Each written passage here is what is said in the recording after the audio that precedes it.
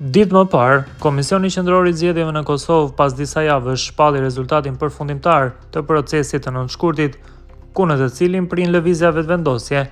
Rezultati konfirmoi faktin se asnjëra prej partive nuk do të arrijë ta bëjë qeverinë e vetme, pa koalicione dhe bashkëpunime.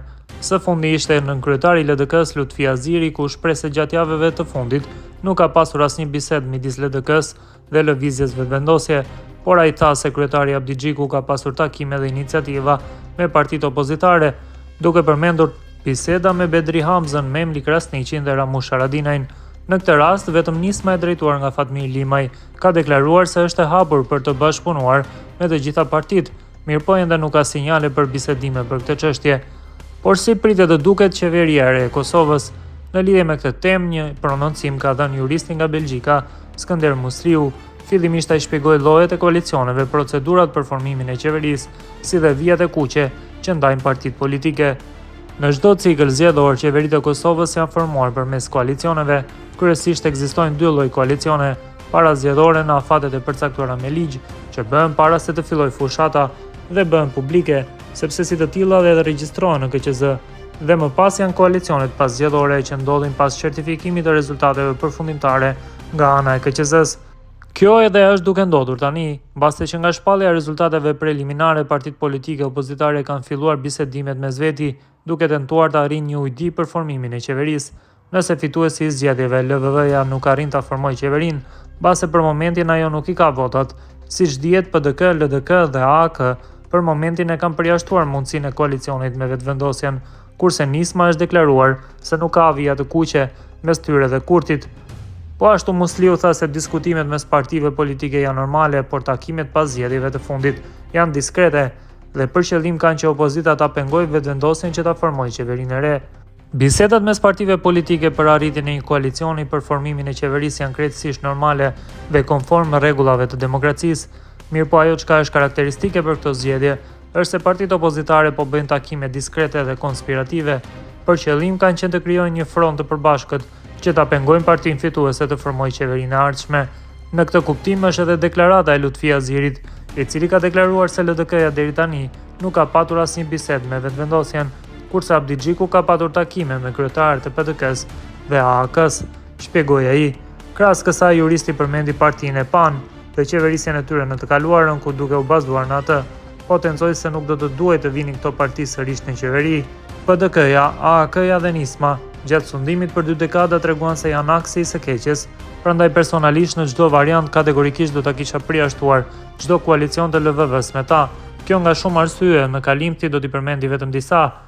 Pani e lidh vetëm korrupsioni dhe krimi organizuar. Komandantët e vet shpallur duke keq përdorur UÇK-n, personalizuan dhe privatizuan luftën, u ngritën mbi ligjin dhe shtetin dhe sunduan si gangster dhe banda mafioze, bashkëpunuan me struktura kriminale serbe, i falën tokë Maqedonisë dhe Malit të Zi, formuan gjykatën speciale e Zajednicën, kapën dhe shkatëruan sistemin e drejtësisë përmes prontomafjes, në emër të privatizimit plaçkitën pasuritë e Kosovës. Së këndejmi shtrohet pyetja se a duhet të vi prapë në pushtet pani, që kriminalizojë institucionet dhe shtetin në përgjithësi. Në gjykimin tim kursesi, sepse do të vazhdojnë aty ku e kanë lënë. Atëherë kush duhet ta formojë qeverinë që do të ishte në interes të Kosovës, e jo të individëve dhe grupeve të interesit. Megjithatë, Musliu beson se Kurti do formojë qeverinë e re me pakicat jo serbe, Rashiqin dhe disa deputetë të tjerë të opozitës. Kryeministri Kurti, sipas të gjitha gjasave, do të tentojë ta formojë qeverinë me pakicat jo serbe, një deputet të Rashiqit dhe të peshkojë 2 deputetë të tjerë, që do të ishte një shumicë fragjile për i Qelçi. Me këtë opsion, zgjidhja e presidentit do të mund të bëjë në 2 mënyra.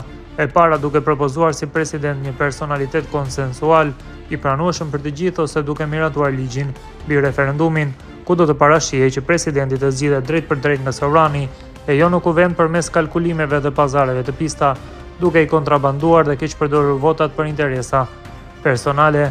Tutja i tregoi se Albin Kurti, nëse nuk arrin të formojë qeverinë, atëherë një kombinim me Gurzi do e pres vendin pasi që do përsëritej e shkuara.